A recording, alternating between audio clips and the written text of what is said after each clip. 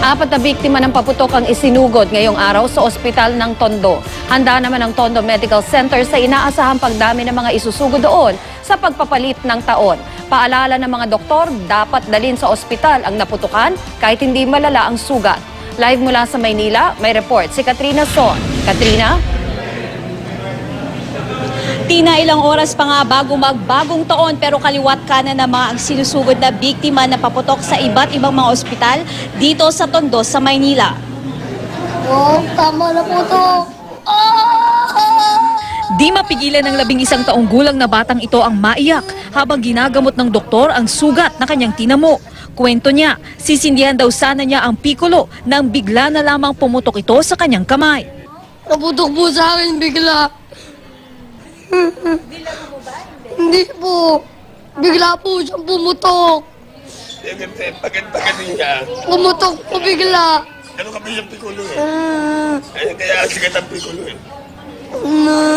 Di naman maimulat ni John Paul Adjao ang kanyang mga mata dahil natalsikan umano ito ng sinindihang paputok. Pagkasabog niya, sa baba kasi siya sumabog, pang itaas talaga yun, tapos sumasabog ng marami.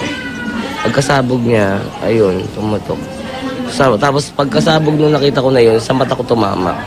Ilan lamang sila sa mga isinugod ngayong araw dito sa ospital ng Tondo. Ngayong araw umabot na sa 4 ang dinala rito na biktima ng paputok. Mula naman December 17 ay umabot na raw sa 15 ang bilang ng mga isinugod dito. 13 sa kanila, biktima ng pikulo.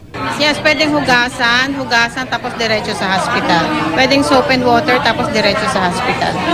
Hindi naman maipinta ang itsura ng 12 anyos na batang ito habang ginagamot ang kanyang naputokang daliri, ang salarin, pikulo rin.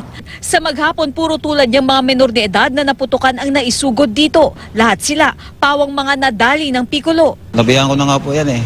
Kaya ang wala eh. Kaya kumakain nga kami. Tapos nawala nga yan, nahanap nga namin. Pangamba ng mga doktor, baka raw karamihan ng naputukan, binabaliwala lang ito at hindi pinapagamot sa ospital. Ang isang problema dyan is magkaroon ng tetano yung biktima.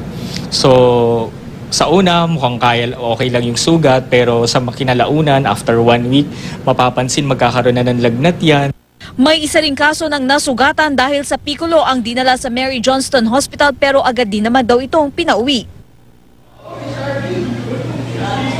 Tina, sa talangan ng Tondo Medical Center ay umabot na nga sa 13 ang mga biktima ng paputok na isinugod nga dito sa ospital. 10 sa mga ito ay mga biktima raw ng pikulo, 2 nga ang unknown at isa raw ay dahil sa lusis. Gayunpaman, pagtitiyak nga ng mga ospital na pinuntahan natin kanina dito sa Tondo na sapat daw ay yung kanilang mga gamot kung sakasakali naman na dumagsa nga yung mga biktima nga ng paputok mamayang gabi. Tina? Oo, nabanggit mo, Katrina, na handa yung ospital, may sapat na mga gamot. Pero karaniwan kasi magarbo yung pagdiriwang dyan sa Tondo. Kapag sobrang dami ba ng mga pasyente, sapat ba yung mga doktor nilang naka-duty, mga nurse, mga pasilidad dyan? Tina, naka-alerto nga raw sila 24 oras. So matagal na rin daw nila itong pinaghandaan. Kaya naman kung sakasakali daw na dumami nga itong mga biktima nga ng paputok na pumunta nga sa mga ospital dito sa Tondo ay handa raw sila. Andito raw sila. Yung karamihan nga sa kanila, Tina, ay hindi raw magse-celebrate ng New Year dahil uunahin daw talaga nila itong mga biktima nga ng mga paputok na mga isusugod nga sa ospital. Tina? Okay, maraming salamat, Katrina Son, at Happy New Year.